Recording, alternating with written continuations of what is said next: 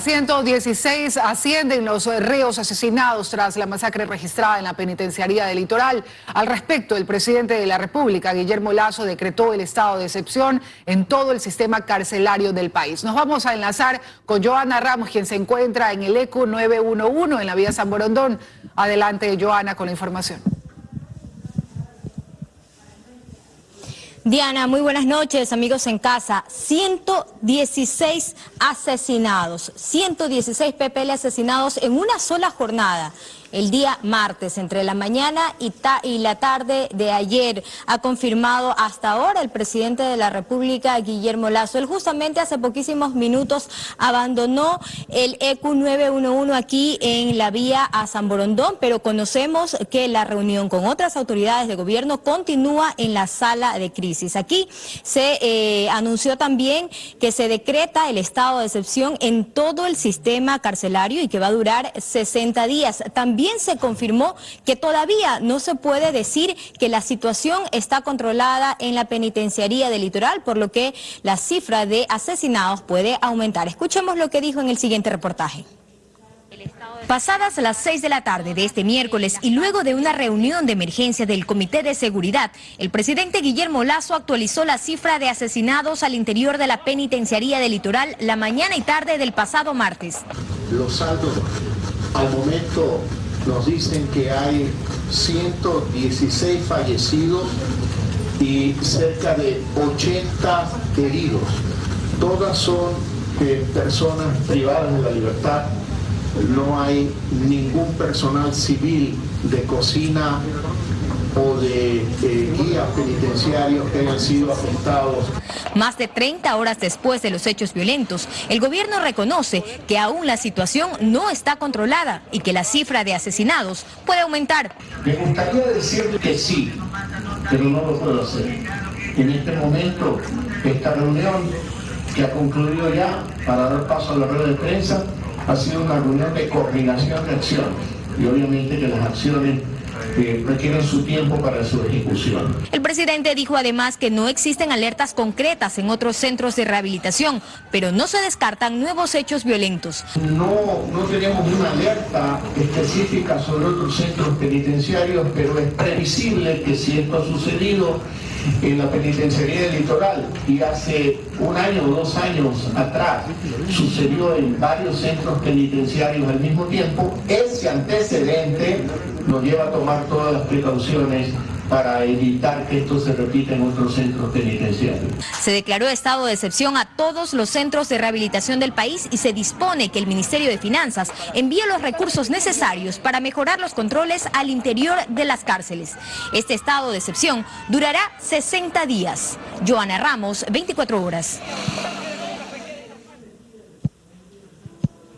Se dijo entonces que con firmeza se va a recuperar el control de la penitenciaría del Litoral. Se dijo también que se crea un centro de información que funcionará en el Parque Samanes, destinado justamente para los familiares de los PPLs que han sido asesinados y también para dar un acompañamiento a los familiares de otros PPLs que también están heridos. En este centro de información justamente se les va a dar información para saber el estado de salud o si están heridos o si permanecen dentro del recinto penitenciario o si fallecieron, para que se eviten las aglomeraciones en los exteriores de la penitenciaría del Litoral y también en los exteriores de la morgue. Se habló también de una recuperación o de una rehabilitación de la penitenciaría del Litoral, para lo que se necesitará cerca de 29 millones de dólares, y el presidente Guillermo Lasso se comprometió a entregar justamente al SNAI todo el dinero necesario para esta rehabilitación del centro penitenciario. La masacre ocurrida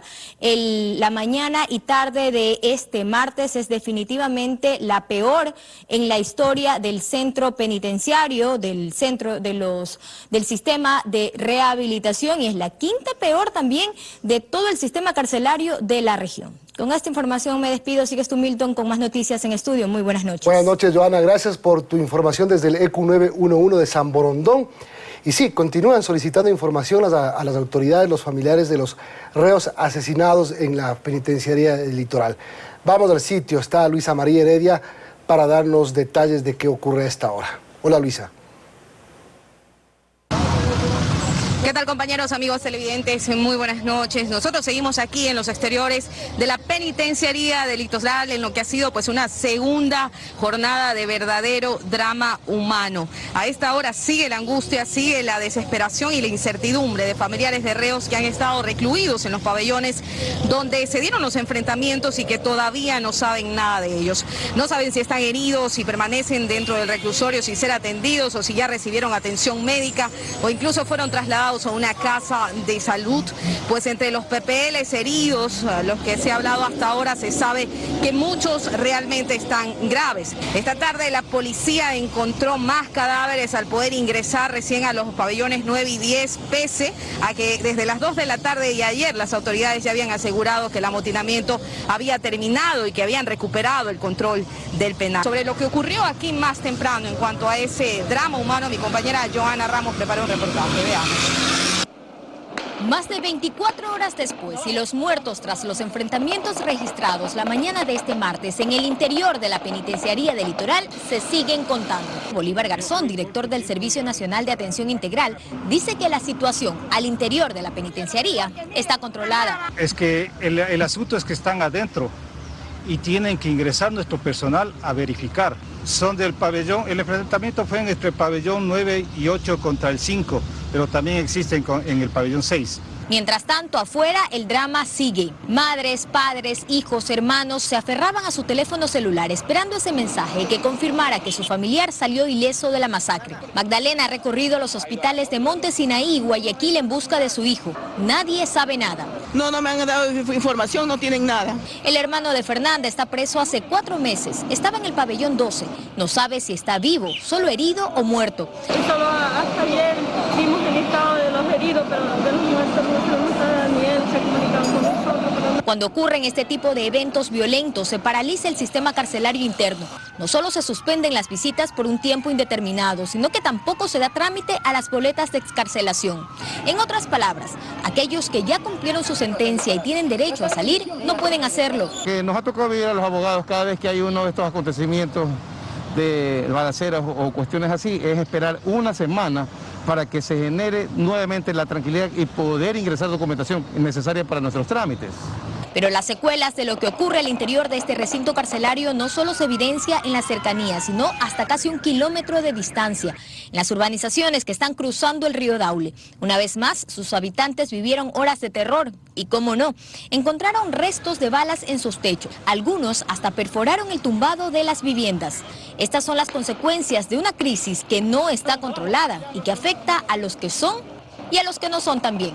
Joana Ramos, 24 horas.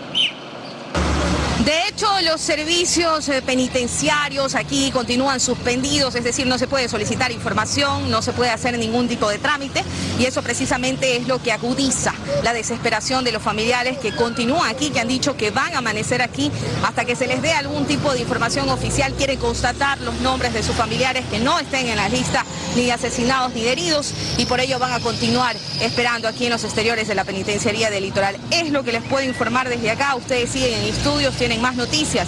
Muy buenas noches. Muy buenas noches, Luisa María. Recordemos que el presidente de la República dijo que se va a instalar un centro de información en el Parque Samanes justamente para los familiares que tengan la información de los reos. También, justamente ellos, los familiares de los reos asesinados en la penitenciaría del Litoral, siguen en los exteriores del Laboratorio de Criminalística y Ciencias Forenses a la espera de la entrega de los cadáveres. El contacto ahora es con Carlos Acoto, quien se encuentra en ese punto. Adelante, Carlos, te escuchamos.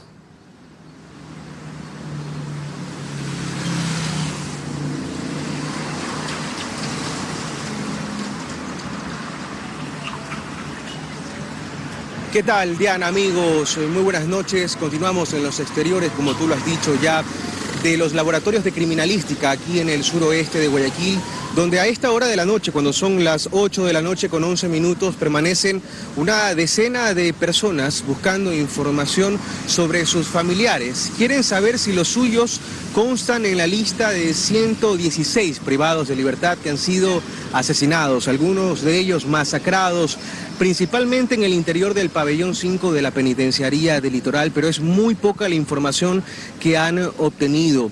Eventualmente algunos uniformados han salido con lista en mano a proporcionar algunos cuantos nombres que no pasan de ser una decena.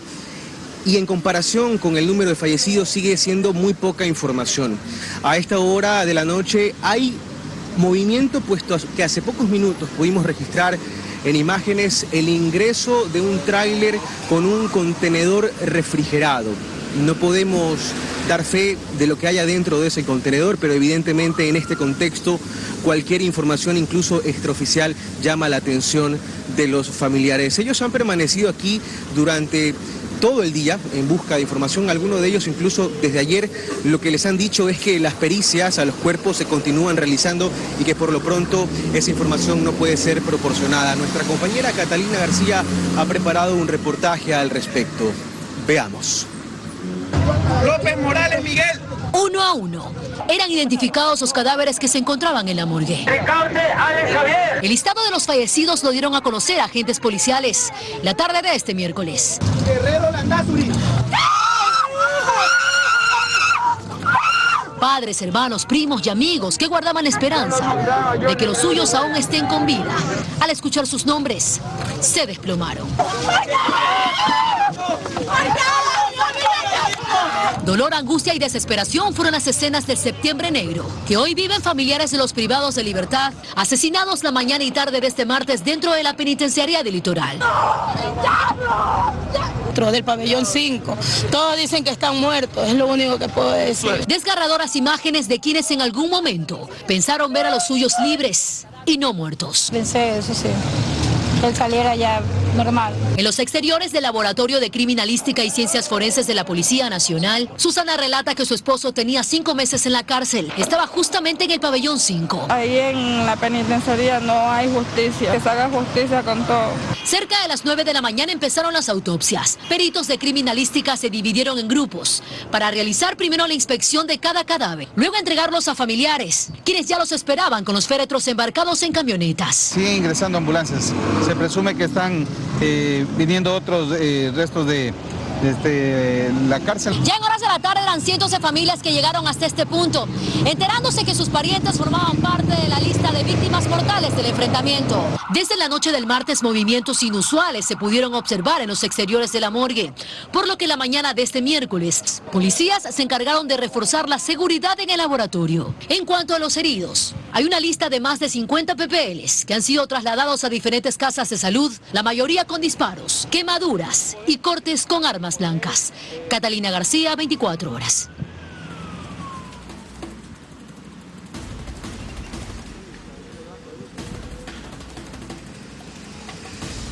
Hola. Y bien, a esta hora de la noche la vigilia de los familiares continúa. Algunos han decidido dividirse. Han ido a buscar, por ejemplo, a esta hora de la noche información en el Coliseo Abel Gilbert del Parque Samanes, donde ha dicho el presidente de la República se proporcionará la información que buscan desde ayer. Otros permanecerán aquí a la espera de esa información que por lo pronto no ha llegado. Es lo que podemos informarles desde los exteriores de los laboratorios de criminalística aquí en el suroeste de Guayaquil. Que sea una buena noche en la medida de lo posible. Milton Pérez, tú continúas. Adelante.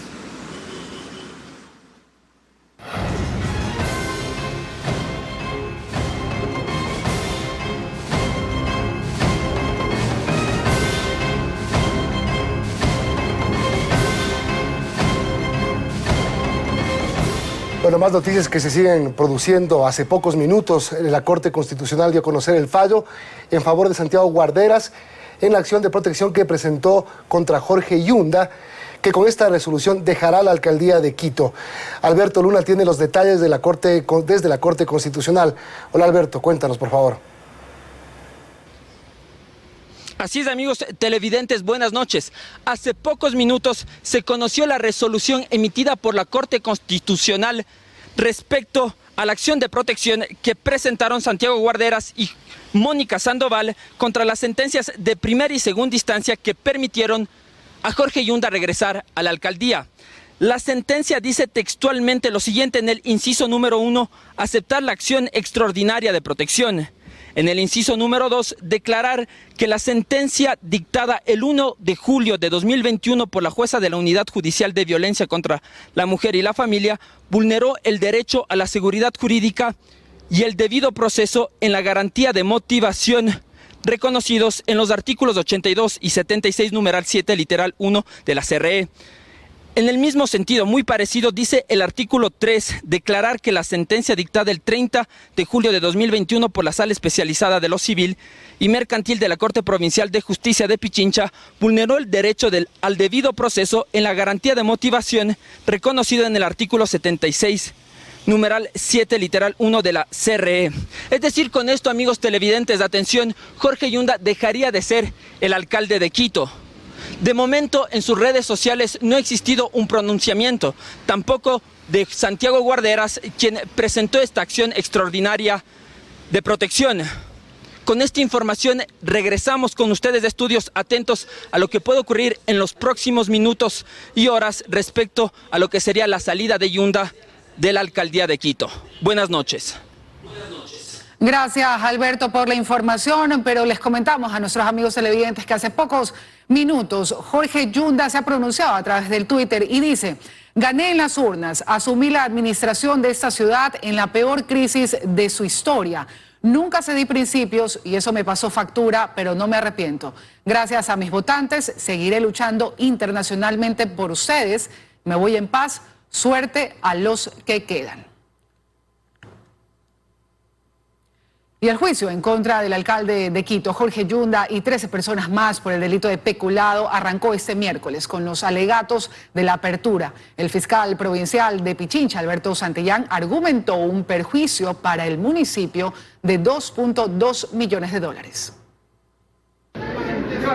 En compañía de sus abogados defensores, se observó al alcalde de Quito, Jorge Yunda, minutos previos de que iniciara la audiencia de juicio en su contra. Su presencia se limitó a las primeras 3 horas de la misma, pues le solicitó al tribunal que le permitieran ausentarse para atender lo que su defensa llamó como múltiples actividades. Durante este primer día se escucharon los alegatos de apertura. El fiscal de Pichincha, Alberto Santillán, acusó a Yunda como autor mediato del delito. Dijo que por el contrato suscrito el 13 de abril de 2020 entre la Secretaría de Salud del municipio y la empresa Salumed S.A. para la adquisición de 100.000 pruebas para la detección de COVID-19, se dio un perjuicio de $2.2 millones y un perjuicio adicional de $650.000 por un contrato de externalización. Además, la compañía habría ofrecido pruebas PCR polimerasa y lo que efectivamente se le entregó al municipio fue pruebas RT-LAMP. El alegato de los procesados coincide en señalar que esta es tan solo una variante. Las pruebas LAMP lo que hacen es superar un problema enorme que tiene la PCR original, que es demorarse mucho tiempo. Es una PCR en sí. Algo que contradicen los testimonios anticipados de los expertos que participaron en la elaboración del informe que comparó ambos tipos de prueba. En este primer día se escuchó lo explicado por una experta bióloga que aseguró que la prueba RT-LAMP no contaba con rol estándar a nivel internacional, lo que fue advertido tanto a la secretaria de Salud, Jimena Abarca, como a la entonces coordinadora técnica, Linda Guamán. Doctor Jorge Yunda delegó las facultades de contratación a la Secretaría de Salud Pública. Adicionalmente, no se puede criminalizar el haber decretado una emergencia en la ciudad, se salvó vidas. Por la gran cantidad de procesados y la extensa prueba testimonial y pericial, se estima que esta diligencia se extienda por lo menos 30 días. Este jueves, la audiencia continuará con los testigos de Fiscalía. En Quito, Daniela Valencia, 24 horas. Los analistas consideran que con la recaudación que dejaría el proyecto de ley creando oportunidades, el gobierno podría alcanzar las proyecciones que se estimen en el nuevo acuerdo que se define hoy.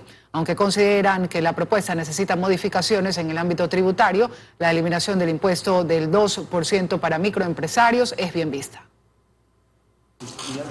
La eliminación del RICE y del régimen impositivo para microempresas del 2% conllevará la creación del RIMPE, régimen simplificado para emprendedores, es decir, será reemplazado. Y quienes definitivamente van a sentir los beneficios son los microempresarios que hoy deben pagar el 2% de impuestos. En el proyecto de ley creando oportunidades se plantea un pago de tributo, pero de forma gradual.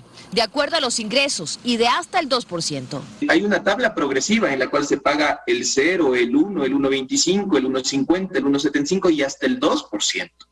Entonces se ha generado un sistema incluso más beneficioso para los emprendedores. Puede generar un mejor sistema de trabajo al no tener tantas cargas. Este régimen estará vigente durante 3 años a partir de la primera declaración de impuestos. Pero, ¿quiénes se acogerían al RIMPE? Las personas naturales y jurídicas que se califiquen como emprendimientos y negocios populares, cuyos ingresos brutos no superen los $300.000 al año. Dentro de este grupo se considerará como negocio popular aquellos que tengan ganancias de hasta $20.000. Fausto Ortiz se refiere a otra de las propuestas tributarias, los cambios que se plantean para la deducción de gastos. Para él, estas modificaciones que hará que quienes ganen más de $2.000 paguen más impuesto y el impuesto al patrimonio no son buena idea. No se equivoca cuando dice eliminemos las deducciones, ¿no? Aquel numeral 16 en la ley anterior, que la persona de ese grupo poblacional es la que más facturas podía pedir, por lo tanto tienes más chance de tener esa herramienta para tener cruce de información. Si hoy día vuelves a eliminar las elecciones, ahora sí, las deducciones para todos, entonces, ¿cuál es el incentivo que voy a tener para pedir una factura a mi nombre? Asegura además que la motivación para los impuestos temporales, tomando en cuenta que ya el Fondo Monetario Internacional aportó con una contribución, no tienen sentido. Y yo creo que inclusive en el Fondo Monetario, cuando veamos la línea impuestos temporales, el fondo creo que va a poner ahí 1 año del tema temporal.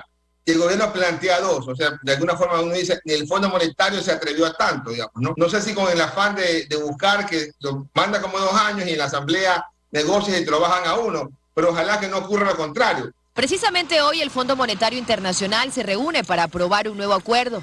La carta de intención, donde seguramente se encontrarán montos referentes a lo que se espera recaudar con la aprobación de este proyecto, estará en ella.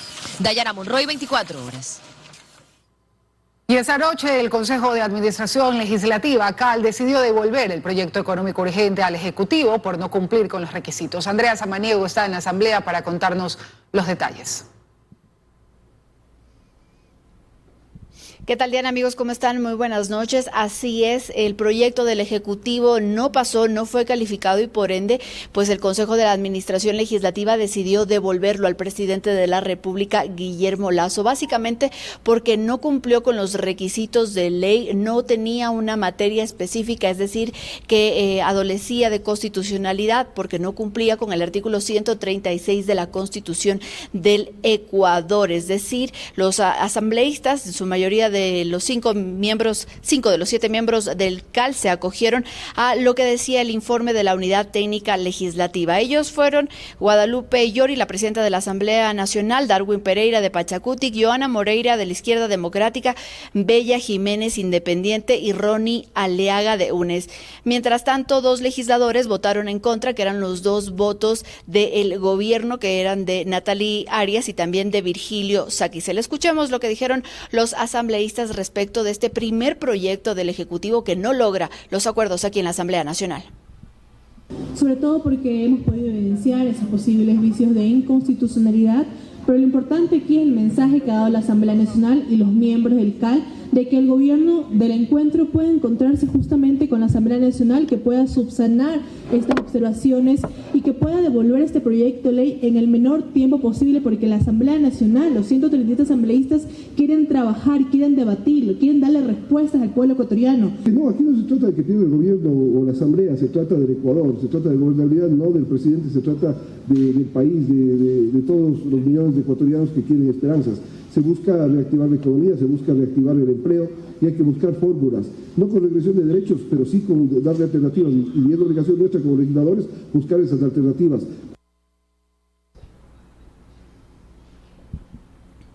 Ahora con esta decisión nada más depende del Ejecutivo decidir si envía o no un nuevo proyecto de ley. Eso sí tiene que pues estar enfocado en materias, dividido en materias, es decir, por un lado lo laboral y por otro lado pues lo tributario y lo económico. Según el secretario de la Asamblea Nacional, el presidente de la República no tiene un plazo para esto, es decir, él lo puede presentar cuando crea conveniente. Esta es la información a esta hora de la noche desde la Asamblea Nacional. Milton, tú tienes más noticias. Muy buenas noches. Buenas noches, Andrea. Gracias. Desde la Asamblea, a esperar la reacción del presidente de la República.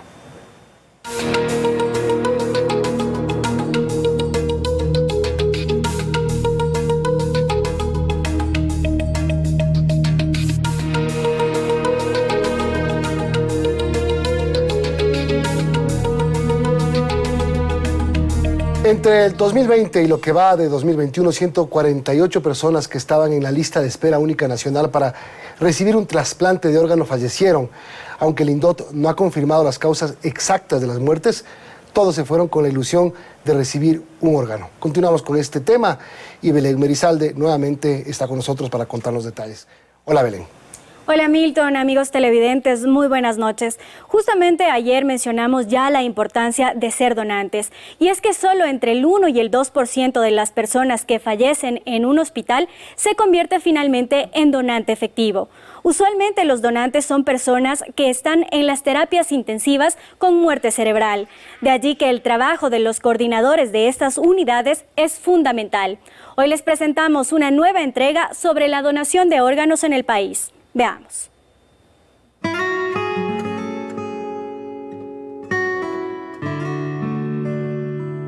Lina Oya no se quiebra al contar la historia de su padre. En pocos días se cumplirá un año de su muerte y ha logrado dar su testimonio para cambiar una dolorosa realidad. Él fue diagnosticado con cirrosis hepática en 2014 y ya en 2019 su médico tratante le dijo que su única opción era el trasplante de hígado. El trasplante nunca se dio, hubo 3 ocasiones en las que se pudo haber dado. Una de ellas, mi papá estaba ya ingresado en el hospital, estaba a punto de subir al quirófano cuando le informaron los médicos que haciendo todo el papeleo se dieron cuenta de que el chico que estaba con muerte encefálica no era donante en el registro civil, no figuraba como donante.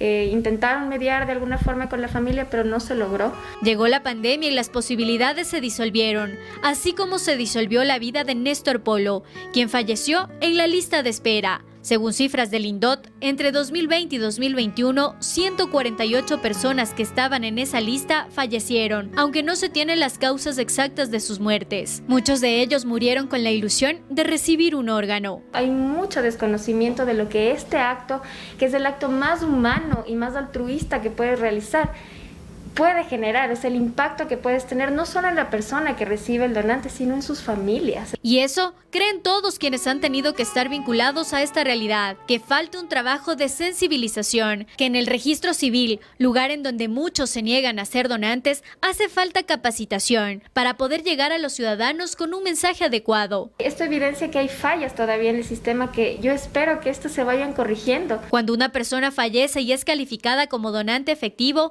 puede salvar la vida de 7 personas. Una de ellas fue Mauricio, quien hace 2 años recibió la anhelada llamada. Yo terminaba mi sesión de hemodiálisis el día viernes 18 de enero del 2019 y recibí la llamada que me dijeron: eres segunda prioridad, vente a trasplantar. Y de ahí fue una espera de casi 13, 14 horas. Yo pasé al quirófano 9 de la noche, pero como te digo, tú no tienes que tener ni una gripe, ni una caries, porque si por ahí algo en esa revisión final te dicen no, siguiente paciente. Entonces tú tienes que estar apto dentro de lo que es estar enfermo, apto en condiciones para poder entrar al trasplante. A sus 21 años le detectaron insuficiencia renal crónica terminal y 5 años de su vida permaneció en la lista de espera. Yo renuncié a vivir muchas veces. Se vive en desesperación, se vive en angustia, caí en depresión, caí en ansiedad. Y aunque él tuvo una segunda oportunidad de vivir, el post-trasplante no es un proceso fácil. Un paciente trasplantado tiene que vivir con 2 cosas. No, por un lado el rechazo, su cuerpo puede rechazar, y por otro lado la infección. Entonces, los médicos especialistas que están haciendo el seguimiento de los trasplantes tienen que equilibrar estas 2 instancias, porque de lo contrario llega un momento en que sus órganos comienzan a disminuir la tasa de sobrevida a largo plazo, porque un país tiene que trasplantar para largo tiempo. 10, 15, 20 años. Sin embargo, hoy hacen falta cada mes los medicamentos necesarios para mantenerse estable. Ahora estoy sano, pero dependo de la medicación. Una medicación que la cual nosotros la tomamos de por vida y que tiene que ser de calidad y eficaz, ¿no? Para que se garantice y nos garantice el Estado ecuatoriano el hecho de poder nosotros seguir aportando a la fuerza laboral del país. Mauricio es la muestra de que donar salva vidas, pero la historia de Lina es el reflejo de que en el país la desinformación sigue siendo un gran enemigo en esta batalla por recuperar la vida. En Quito, Belén Merizalde, 24 horas. Bueno, como hemos visto, las autoridades están conscientes de que en el país hace falta mucha sensibilización sobre este tema, más campañas de comunicación y sobre todo un trabajo en el sistema educativo.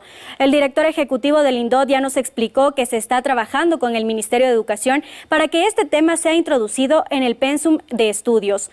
Y a esto sumemos que es importante hablar de este tema con nuestra familia, en nuestro trabajo y en nuestra comunidad, para evitar así que más personas le digan no a la donación voluntaria. Les contamos, el gobierno mantiene un diálogo directo con la Federación Interprovincial de Centros Shuar. El propio presidente Guillermo Lasso se reunió este miércoles con representantes de ese pueblo indígena para coordinar acciones en favor de ese sector. En octubre haría visita personal a Sucúa.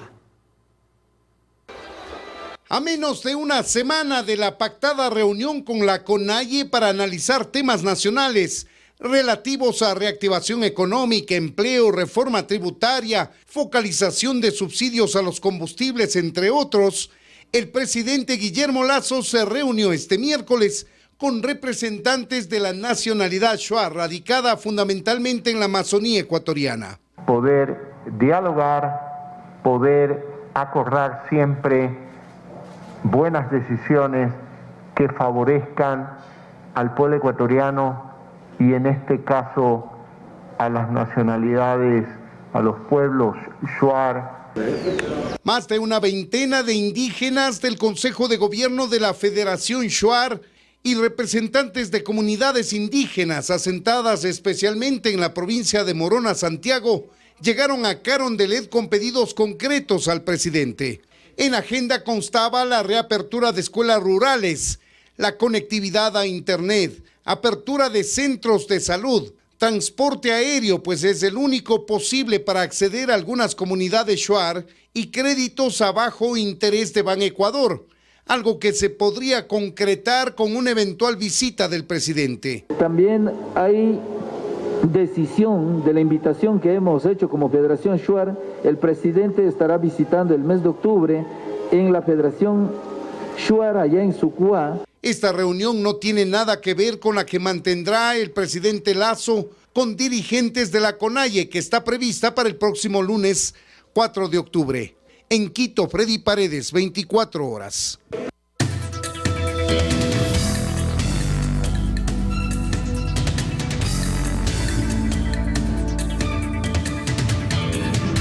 Por tu salud.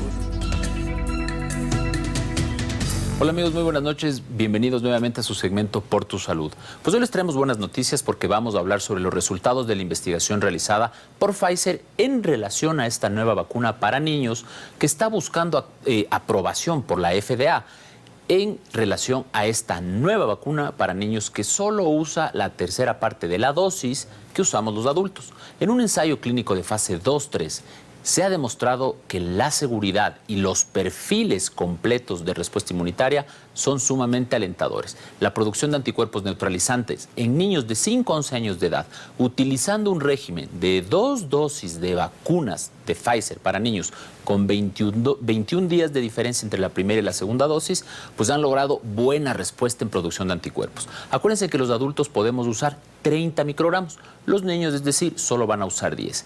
En este punto, la respuesta de anticuerpos en estos participantes que recibieron los 10 microgramos fueron comparables a las registradas en un estudio anterior, igualmente con Pfizer-BioNTech, en personas de 16 a 25 años, inmunizada con la dosis de 30 microgramos. Es decir, que la dosis de 10 microgramos, pues que ha sido cuidadosamente seleccionada, es la preferida en términos de seguridad, tolerabilidad e inmunogenicidad en niños de 5 a 11 años de edad.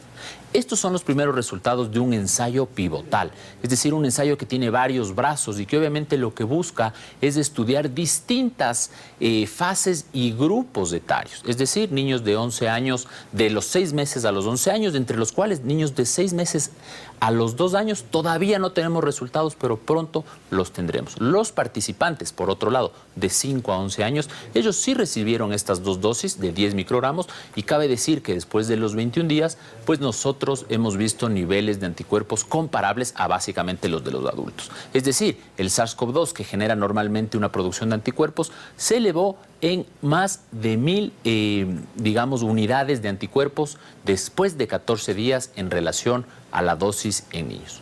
Vemos nosotros que esta corte de los niños que recibieron la segunda dosis a los 14 días, pues básicamente sería la idea de nosotros de empezar a vacunar a niños de 5 a 11 años. Aquí yo lanzo una recomendación.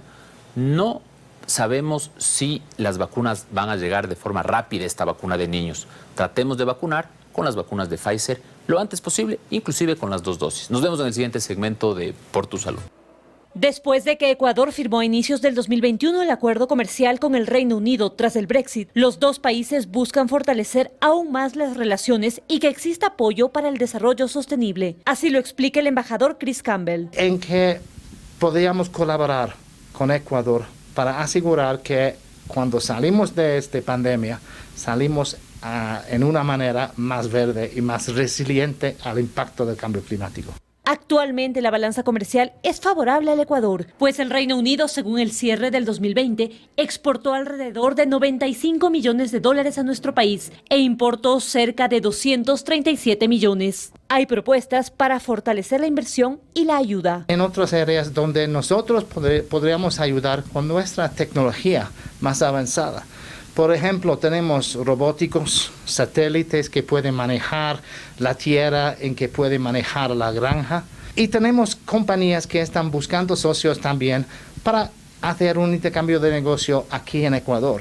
Estas se enmarcan en la Semana de la Sostenibilidad que planifica la Embajada del Reino Unido entre el 5 y el 7 de octubre, con el objetivo de abrir oportunidades comerciales para el sector privado, enfocándose sobre todo en acciones por el cambio climático. Tendremos más de 30 presentaciones de expertos internacionales, expertos británicos, de expertos de las instituciones internacionales de finanzas, porque el financiamiento verde es algo sumamente importante para todos nosotros. Y no solo presentarán tecnología y expertise para el tema de agricultura y otros espacios, también entienden la importancia de otros sectores como la construcción ecoeficiente. Este evento está enfocado en agricultura, pero no es limitado a la agricultura, porque en la construcción debemos que construir nuestros edificios en una manera mucho más sostenible. Para asistir pueden registrarse en la página web de la Embajada. Toda la información la encuentran en las redes sociales de UK en Ecuador. Mientras tanto, también se prepara el COP26, la Conferencia de las Naciones Unidas sobre el Cambio Climático en Glasgow, Escocia. Y el presidente Lasso va a asistir a este evento conjunto con 140 jefes de Estado de alrededor del mundo. Para esto, según Chris Campbell, confirmó ya su participación el presidente Guillermo Lasso. Y son varios los temas aún pendientes por desarrollar, como es la participación de empresas del Reino Unido en la minería responsable. En Quito, María Gracia Acosta, 24 horas.